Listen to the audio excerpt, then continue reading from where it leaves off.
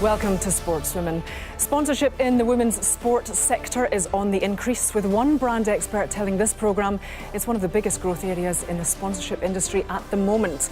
Today we ask, is enough being done by the sports themselves to maximise this opportunity, and are brands seizing the opportunity to invest? Well, it comes as England Netball announced a new 3-year sponsorship deal. Details are on the way as their CEO gives us an insight into the process. What is making brands want to partner with women's sport, and what can those still struggling to get investment learn? In particular, we see the mums coming down to sport pitches. We see young girls taking part in sport. So it doesn't take a genius to work out that our target audience in this is very much about younger females. Yeah, and you've been sending us your views on this subject on social media. So join the conversation, tweet us at SportswomenSky. Women's sport is experiencing an era of commercial growth, with the number of sponsorship deals almost doubling in 4 years. Research by the Women's Sports Trust with Nielsen found a 47% increase in the number of sponsorship deals between 2013 and 2017. They also report a 38% increase in the average size of deals. 59% of the UK population say they are interested in women's sport. That is a potential market of 24 million. The most engaged age bracket is between 16 and 24. Words such as progressive and inspiring describe the sector, compared to competitive and skilled, which were attributed to men's sport. Well, we spoke to one brand expert who says it's a very exciting time for the growth of women's sport. I would say it's been one of the sort of leading charges in the sports industry over the last 2 or 3 years. There's been a real momentum, a very positive momentum.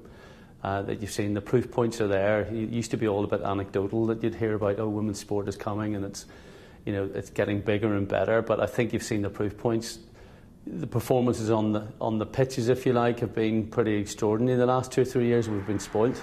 England have won the World Cup. We're at a bit of a tipping point now where I think that positivity is going to come in.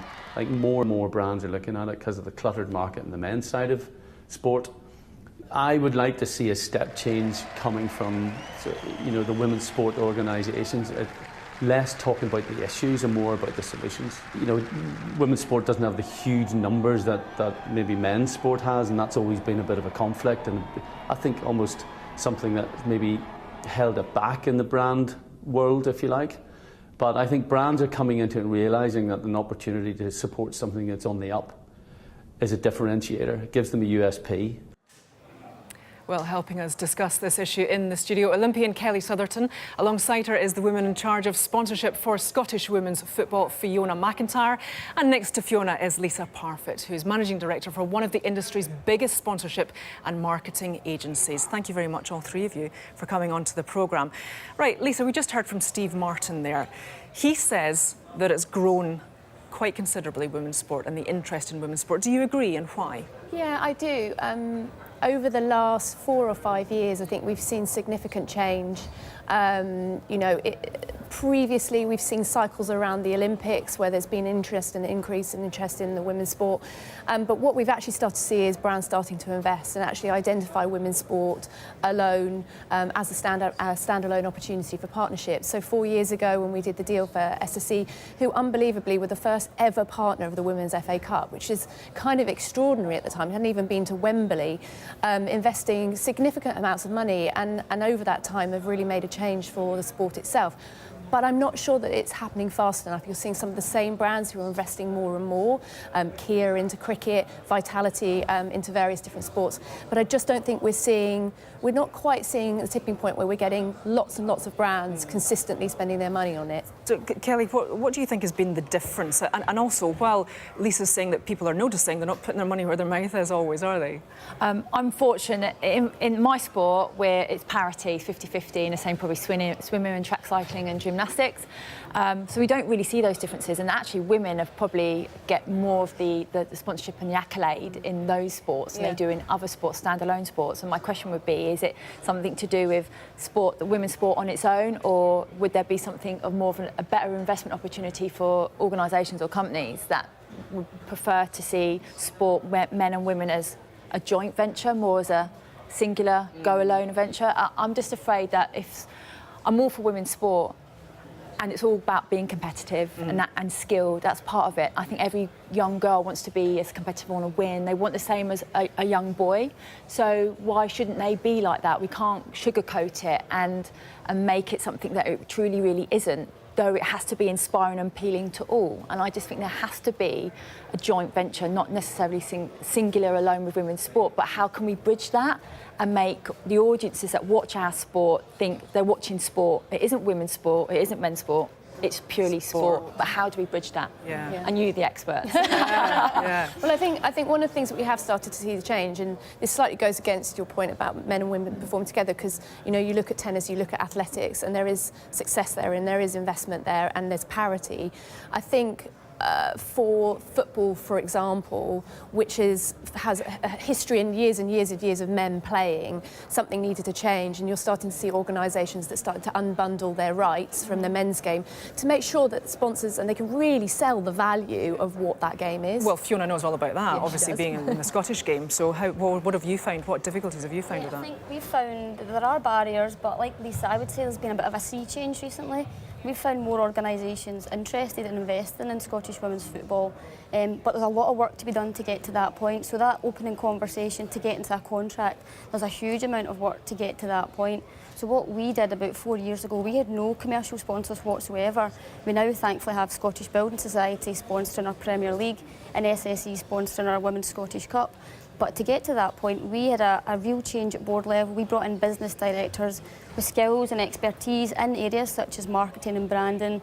We had to rebrand the entire organisation. We invested significantly in marketing to try and grow the profile of the sport. Now, thankfully, that's paid dividends for us, and we now have 2 major sponsors. But to put into context just how important those are for us, in the past 4 years, they've become collectively our single biggest income stream, ahead of affiliation fees and anything else. So sponsorship is a massive area that we're really focused on, but we can't underestimate how much work has to go into getting to that point, from the open door, the first conversation, to actually getting it over the line and getting something concrete by the way of a contract. And yet, despite that, the majority of Scottish footballers in the league are not fully pro, because it's not as much money. I mean, Kelly, that's the big difference, isn't it? Being able to have enough sponsorship and money to be able to be fully professional. I think, excuse me, in most sports, not many people can be fully pro. Even in athletics, you get people going to the Olympics that still work probably part-time, even some work full-time.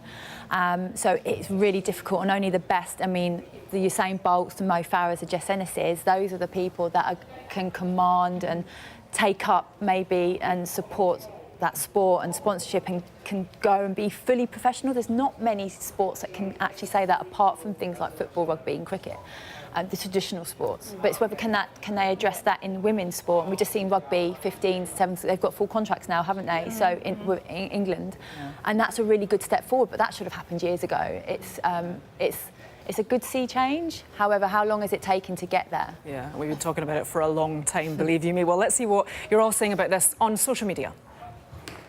Yeah, thanks, Jane. Well, lots of you getting in touch on social media this morning, so let's take a look at what some of you have had to say.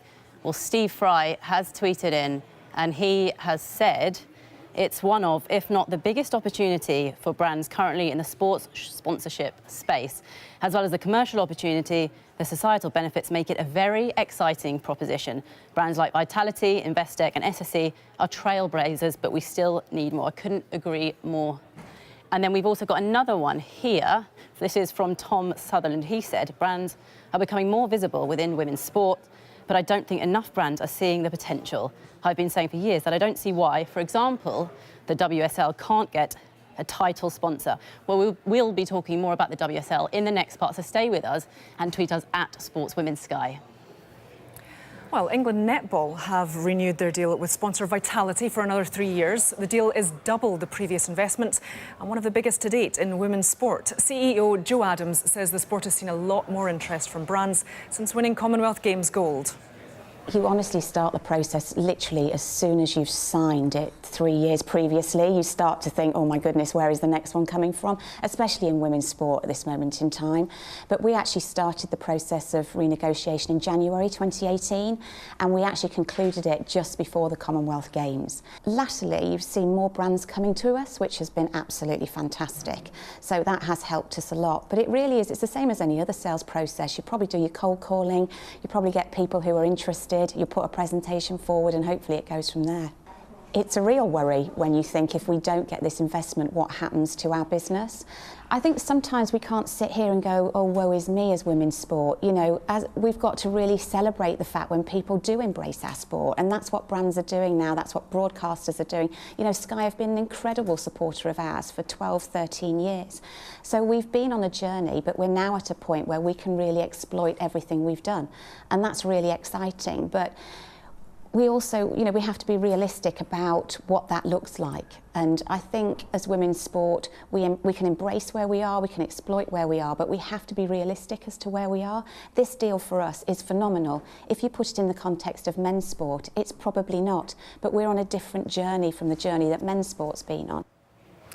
So, success breeds success. Winning Commonwealth Gold has meant that netball have got more money in the end.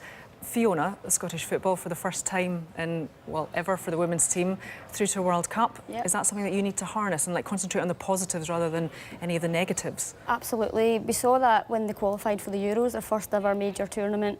We saw immediately an increased interest, not just in people wanting to participate, but also from the media, potential commercial partners. Again, we're now looking at a World Cup for our national team, a fantastic achievement.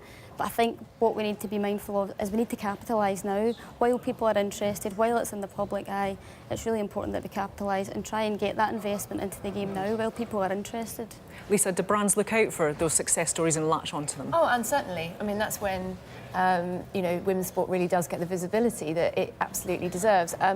Not saying that visibility is the right thing to be measuring it by, because I think it's actually the value in women's sport is way, way beyond visibility. It's about the amazing stories. It's about the stories of the players that go into the World Cup, who are holding on to jobs, who have amazing lives and have done and have travelled an incredible journey to get where they are. So it's definitely looked out for. But as you've said, it's about planning for that success, and it's making sure there's a plan in place when that happens. And it might not be success. The Lionesses in 2015, it wasn't that they won, no, but they did amazingly well on a global stage, and the FA were ready and were prepared for that. Yeah, and Kelly, just briefly, do you feel that there's been a bit of negativity around women's sport and getting sponsorship? I think in some respects, yes. You know, you just have to look at the media and the back pages. When we do success, it's not necessarily always on the back page or on the front page. It's probably almost the controversial stories, like the Serena Williams stories. That's what gets news when it's controversial, and it's not quite in a sporting context. That's when we get the headlines. All right.